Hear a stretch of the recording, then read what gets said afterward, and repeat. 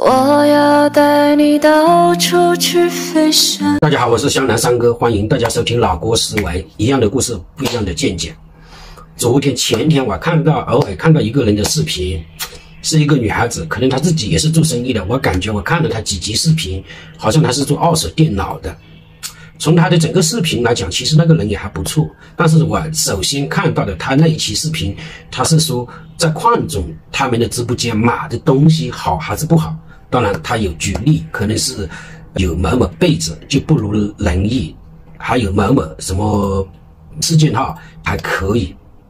当然允许某个顾客去对我们购买的东西发表自己的看法的同时，因为本质上来说商家就已经承诺了7天包换。当我们听到这种声音和句子的时候，该怎么去处理？有2种方案，一种当成不知道，第二种如果有的话，叫他切入售后，绝对不能说又叫粉丝去抹黑他攻击他，这样做万万不可以。因为任何人买东西，或者作为我们是厂家，我们卖出去的产品都有一个，有的人说好，有的人说不好，或者有的人说贵，有的人说哎呀这个很便宜，因为立场不一样，出发点不一样。我曾经也跟我的客户说过，像现在如果是说我们把诺基亚的手机做成用黄金镀的，除了黄金本身有价值之外，其实它的机子已经是没有价值了。为什么？因为现在的人不用那种什么蓝屏的按键的，或者是说声音响亮的，都用智能手机了。为什么？所以其实有的时候我们要做的，在别人的声音里面提出我们以后要走的路，顺着别人的路去找到方法。比如说他说99块钱的不是太好，299的不太好，那么我们后面可以叫文员叫售后把这些东西罗列出来，去看一下翻一下人家的视频里面讲了哪些东西。如果人家说讲299的不是太好，那么我们该怎么做？叫他把这些信息收集起来，下面我们再去选品的时候尽量避开这些问题点。如果是说有可能的去安慰一下，告诉这个主播大姐，我们这一个是7天包换的，如果你实在觉得不满意，你可以换。这个时候很多的人他就会不好意思，因为我们都知道在购买海格力他们的产品的时候，有一部分是冲动消费，有一部分就是冲着直播间的那几个主播去的。或者有的说，这个人的印象很好，感觉似乎也占了小便宜，所以就买了很多。他也说过，他说他在海哥的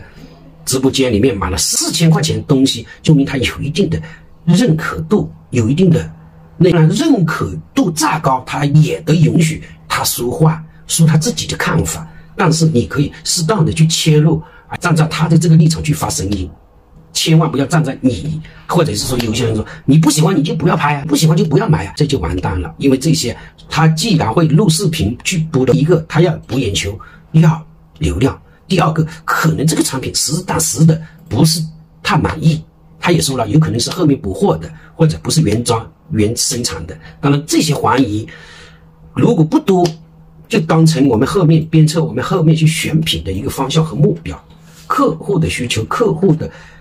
说法很重要，如果一味的觉得我们觉得这个东西好，可能后面会越走越远。只有听到这种声音，在后面选品的时候，把这些声音当成我们前进的鞭策的路子，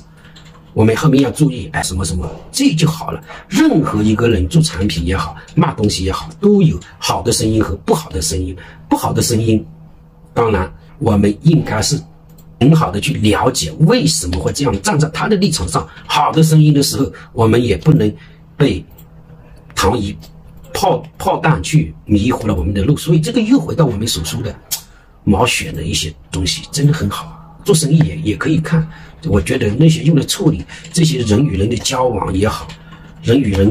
的做生意的这一块都是非常好的一些资料。说真的，所以我觉得仁者见仁，智者见智，看你去怎么去消化这一个。如果是说同样假如说 A 主播另外一个主播又发现说邝总里面的产品一般般啊，或者是怎么样，如果你去怼，那后面的路它就会燃烧。如果你不怼，你站在他的立场去说，反而人家说，哎，反正也不贵嘛，500多块钱，反正我也占了小便宜嘛，然后也过意不去，也可以用。但是如果你去怼他一下，他就能用的东西他全部帮你退，就麻烦了。有的时候为什么华夏有一句话，能屈能伸，我们知道我们要赚谁的钱，要想办法从谁的口袋里面拿钱出来，那么我们要提供什么样的价值的同时，符合哪些人的口味。当然个别的故意去趴的或者刁钻的，我们另外一回事。我们作为一个主播，一个公众人物，我觉得也不要去说，不要去露面，让商家去跟他们对接。因为我们跟商家也是合作，最终不管怎么样，万一到了那种怀疑人生的地步的时候，我们也应该是学会扬长避短。因为商家不诚信嘛，对不对？也不能说我们主播不诚信。所以的话，有的时候帮助客户把关其实也是一个很重要的内容。但是我看了一下，后来他那个主播说的好像也没有退，当然是好事，可能也是关乎了一些人情的东西。其实我们有的时候在做直播的时候也，包括我们也是卖产品的，尽量不能说用人情去搞这些东西，甚至于你还可以告诉客户，你实在不喜欢还可以退，人家就反过来会不好意思退，因为你都那么通情达理了，我干嘛还要那么刁钻，不是显得我不行了，对不对？如果是说你这个时候说你不喜欢，你怎么样买呀？那人家必须退。换位思考很重要。当然我前几天也录了一期严厂长的母亲，其实我那里面我把严厂长母亲的心理的活动描得很清楚，以及他对儿子的希望和对孙子的希望都描得很清楚。就是我们农村的人，当我们苦的时候，我们的视线，我们想投向的未来就是孙子，这是真的，任何人都是。当我们很苦难的时候，很累的时候，还要活着的时候，很多时候会寄托在后人。这是一个老人他本身就有病，如果是说没有这些希望所看得到的东西，他就卡不如早就死了，受罪，对不对？所以的话，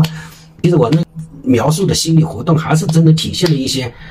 农村的老人，特别是孤独的老人的那种心理活动。我觉得我也看了几次，当时我也很感动，自己都说着说着就有点感动了。所以人与人之间啊，绝对是我们学会帮别人想问题的时候，其实很多东西都好做好办，真的是这样。当然也有个别的不懂人性的人，那我们就另外一回事，那就认定为是敌人。